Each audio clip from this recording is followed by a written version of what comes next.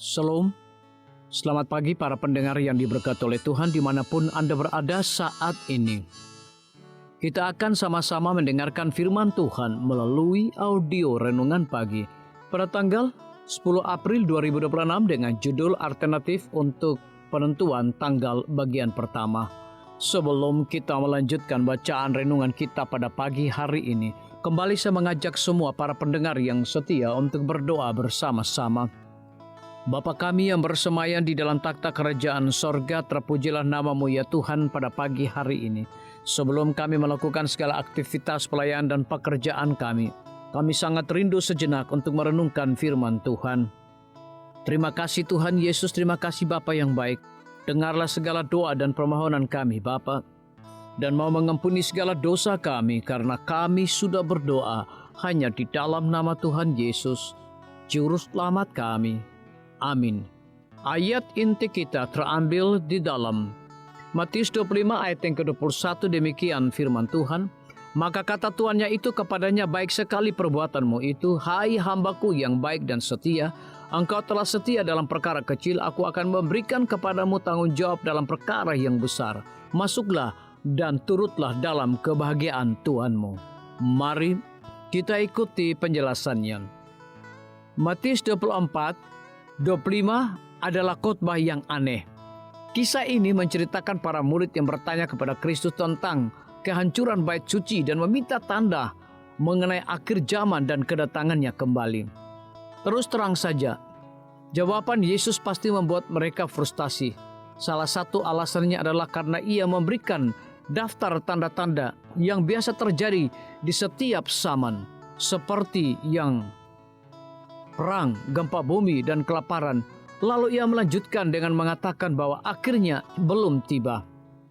Bahwa semua ini baru permulaan dari penderitaan menjelang zaman akhir. Matius 24 ayat 6 hingga ayat yang ke-8.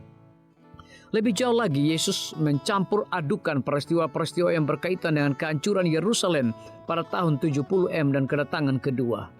Dan jika itu belum cukup, ia memberitahu mereka bahwa tidak seorang pun yang mengetahui waktu terjadinya peristiwa itu kecuali Bapa. Ayat yang ke-36.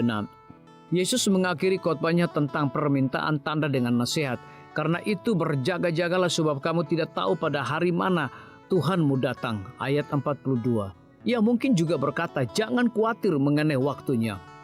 Pada titik itu dalam khotbahnya Yesus membahas lebih dari sekadar tanda-tanda, tetapi mengenai apa yang paling penting yang harus ia sampaikan kepada para pengikutnya yang menginginkan akhir dunia segera tiba.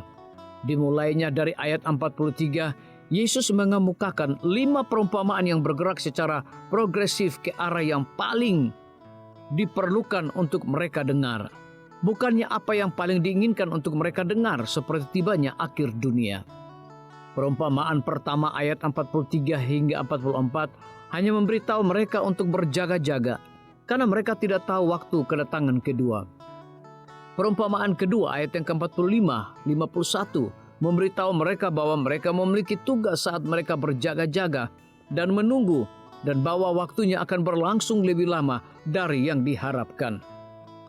Perumpamaan ketiga Matius 25 ayat pertama hingga ayat yang ke-13 melanjutkan tema tentang kedatangan yang tertunda, tetapi menekankan perlunya mempersiapkan diri untuk peristiwa tersebut. Perumpamaan keempat ayat 14 dan 30 menekankan bagaimana mereka harus mempersiapkan diri. Mereka harus menguatkan iman dan dengan setia memanfaatkan bakat mereka. Dan klimaksnya adalah perumpamaan tentang domba dan kambing ayat 31 hingga ayat yang ke-46 yang secara eksplisit menyatakan sifat penting dari pekerjaan mereka saat mereka menunggu dan berjaga-jaga. Dengan kata lain, Yesus mengarahkan seluruh diskusi menjauh dari kegembiraan tentang waktu dan menuju tugas saat ini. John Wesley, pendiri Metodis, memahami maksud Yesus.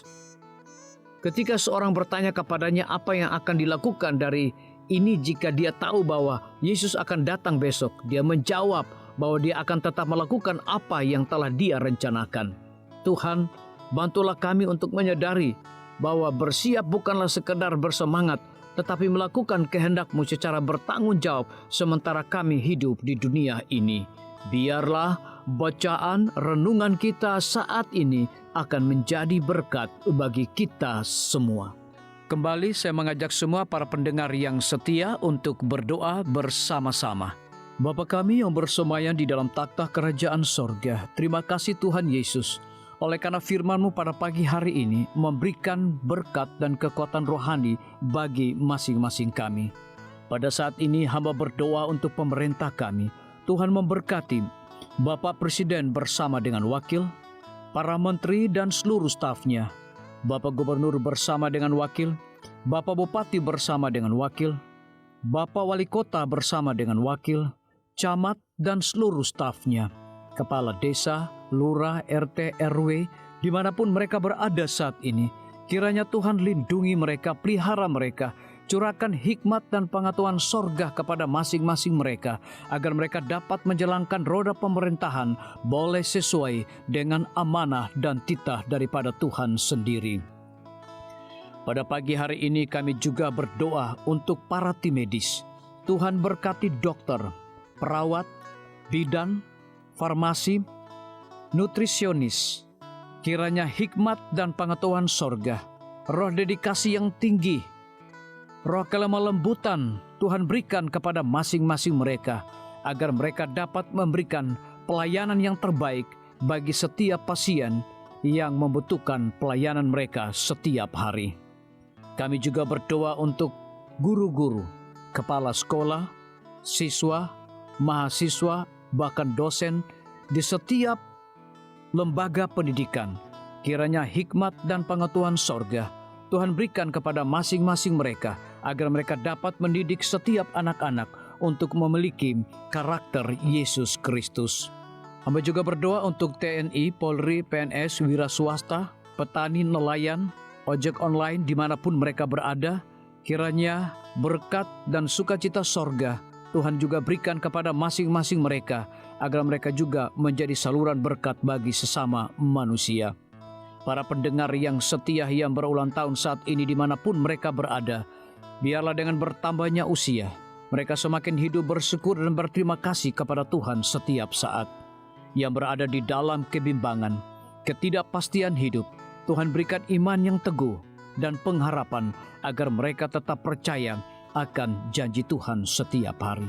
Terima kasih Tuhan Yesus, dengarlah segala doa dan permohonan kami Bapa, dan mau mengampuni segala dosa kami, karena kami sudah berdoa hanya di dalam nama Tuhan Yesus, Juru Selamat kami.